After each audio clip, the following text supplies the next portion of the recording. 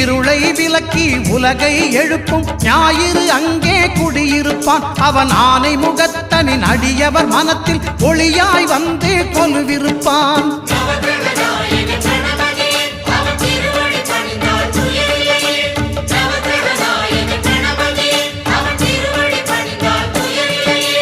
ஒன்பது கோளும் ஒன்றாய் காண அங்கு கற்பகம் என்னும் கடவுளின் மெய்யில்